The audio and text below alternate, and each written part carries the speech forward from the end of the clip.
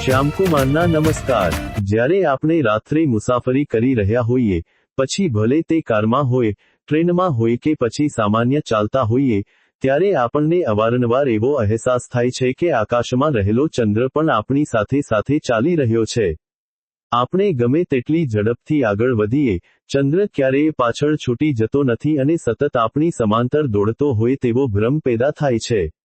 વિજ્ઞાનની ભાષામાં આ એક ખૂબ જ રસપ્રદ અને સહજ ભૌતિક ઘટના છે, જે મુખ્યત્વે અંતર, દ્રષ્ટિકોણ અને આપણા મગજની કામગીરી પર આધારિત છે।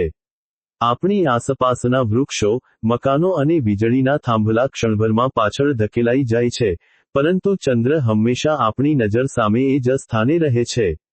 આ ઘટના પાછળ કોઈ જાદુ નથી, પરંતુ પૃથ્વી અને ચંદ્ર વચ્ચેનું વિરાટ અંતર અને આપણી જોવાની ક્ષમતા જવાબદાર છે, જેને વિગતવાર સમજવી ખૂબ જ રસપ્રદ છે। આ અદ્ભુત ભ્રમને સમજવા માટે સૌથી પહેલું અને મહત્વનું કારણ સાપેક્ષ અંતર, રિલેટિવ ડિસ્ટન્સ અને ઓપ્ટિકલ ઇલ્યુઝન એટલે કે દ્રષ્ટિભ્રમ છે। જ્યારે આપણે રસ્તા પર ગતિ કરતા હોઈએ છીએ, ત્યારે આપણી નજીક રહેલી વસ્તુઓ જેમ કે રસ્તાની બાજુના ઝાડ, દિવાલો કે વાહનો આપણી દ્રષ્ટિ રેખામાંથી ખૂબ જ ઝડપથી પસાર થઈ જાય છે। આપણું મગજ આ નજીકની વસ્તુઓની ઝડપી હિલચાલને આધારે આપણી ગતિનો અંદાજ લગાવે છે। બીજી તરફ, ચંદ્ર પૃથ્વીથી અંદાજે 3,84,400 કિલોમીટર જેટલા વિશાળ અંતરે આવેલો છે। આટલા અસાધારણ અંતરને કારણે, જ્યારે આપણે પૃથ્વી પર થોડા અતિવાસ્તવનું અંતર કાપીએ છીએ, ત્યારે ચંદ્રના સાપેક્ષ સ્થાનમાં કે આપણી અને ચંદ્ર વચ્ચેના ખૂણામાં કોઈ નોંધપાત્ર ફેરફાર થતો નથી। નજીકની વસ્તુઓ ઝડપથી પાછળ છૂટી જાય છે અને ચંદ્ર પોતાની જગ્યાએ જ દેખાય છે, જેથી આપણું મગજ એવું અર્થઘટન કરે છે કે ચંદ્ર પણ આપણી સાથે આગળ વધી રહ્યો છે। આ ઘટનાને વિજ્ઞાનની પરિભાષામાં પેરાલેક્સ ઇફેક્ટ તરીકે ઓળખવામાં આવે છે। આ અસરને સમજવા માટે તમે એક સરળ પ્રયોગ કરી શકો છો। જો તમે તમારી એક આંગળીને આંખની સામે નજીક રાખો અને વારાફરતી ડાબી અને જમણી આંખ બંધ કરીને જુઓ, તો આંગળીનું સ્થાન પાછળની પૃષ્ઠભૂમિની સરખામણીમાં બદલાતું દેખાશે। હવે જો તમે દૂર આવેલા કોઈ પર્વત કે બિલ્ડિંગ તરફ જોઈને આ જ પ્રક્રિયા દોહરાવશો, તો તેના સ્થાનમાં કોઈ ફેરફાર નહીં જણાય। આ જ નિયમ ચંદ્રને પણ લાગુ પડે છે। ગાડીમાં બેસીને જ્યારે આપણે આગળ વધીએ છીએ, ત્યારે આપણો જોવાનો ખૂણો નજીકની વસ્તુઓ માટે બહુ ઝડપથી બદલાય છે, જેથી તે પાછળ જતી લાગે છે।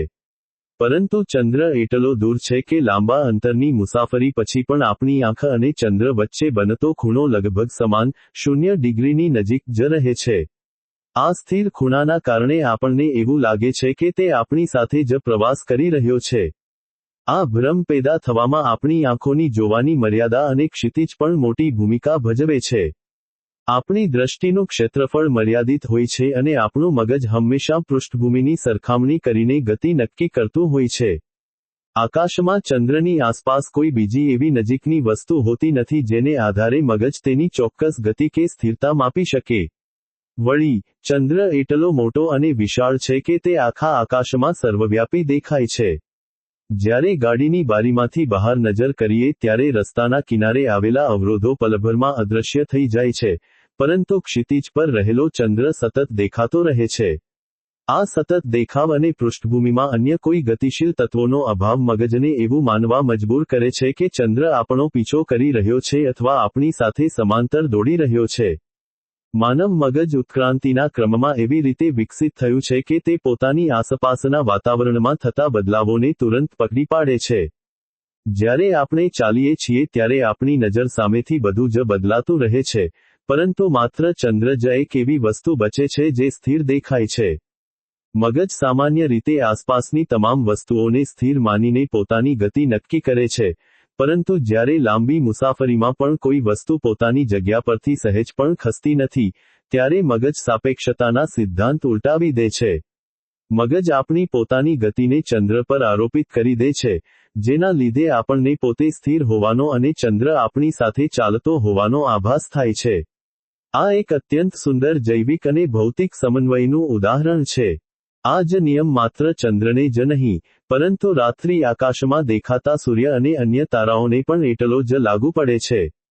દિવસ દરમિયાન જો તમે ગાડીમાં જતા હોવ અને દૂર આવેલા પર્વતો કે સૂર્યને જોશો, તો તે પણ તમારી સાથે ચાલતા હોય તેવા જ લાગશે.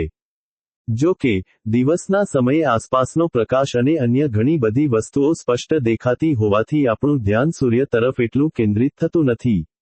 રાત્રિના અંધકારમાં પૃષ્ઠભૂમિ એકદમ કાળી હોય છે અને ચંદ્ર એકમાત્ર સૌથી તેજસ્વી પદાર્થ હોવાથી આપણું પૂરું ધ્યાન તેના પર જ ટકેલું રહે છે, જેના કારણે રાત્રે આ ભ્રમ વધુ મજબૂત અને સ્પષ્ટ અનુભવાય છે.